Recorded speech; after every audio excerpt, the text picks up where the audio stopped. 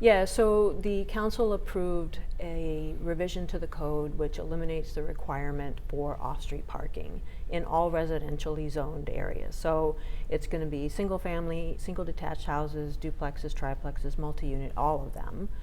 And we have already eliminated off-street parking requirements in commercially zoned areas, and so now this is residentially zoned.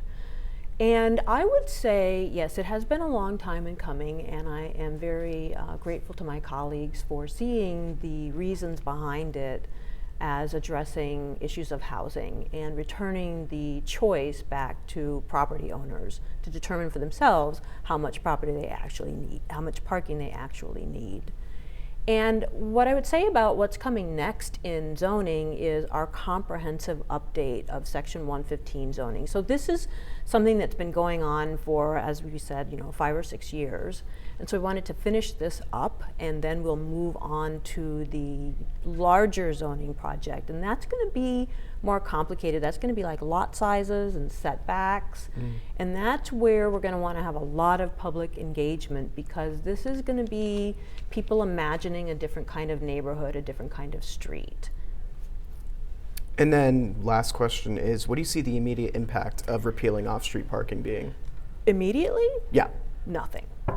I would say it's not going to increase on-street parking tomorrow. It's not going to increase on-street parking in 6 months.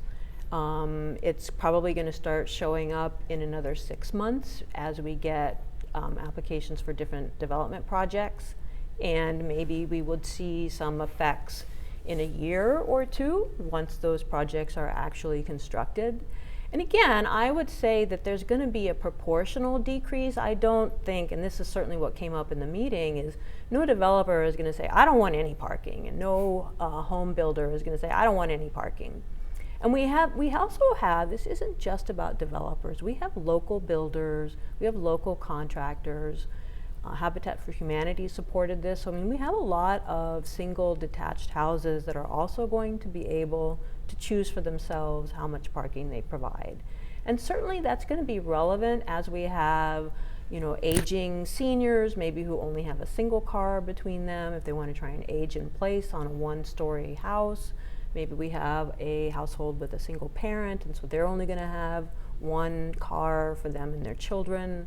And so there's a lot of trickling and ripple effects that we'll see over time. And I really do think, like I said in the meeting, it's going to be 2 or 3 spaces here, 2 or 3 spaces there, this house, that duplex, that apartment building. Yeah. Any other considerations with the off-street parking repeal, or is that everything kind of? I would say that I want to thank my colleagues for being supportive, and that I really do see this as a pro-housing initiative. Parking is not going to go away. Cars are not going to go away. I know we need parking. I need to be able to drive my parents to their appointments and park my car so that I can get them to and from, places. So that is not the intent. The intent is to restore some choice and remove some of the government barriers that maybe made sense in the 1980s, but no longer make sense given our current need for housing, given declining car ownership. We have fewer people driving, fewer people owning cars. Cars are expensive. We have people trying to have low impact lives. So it's really part of a larger movement, rethinking our built environment and not being locked into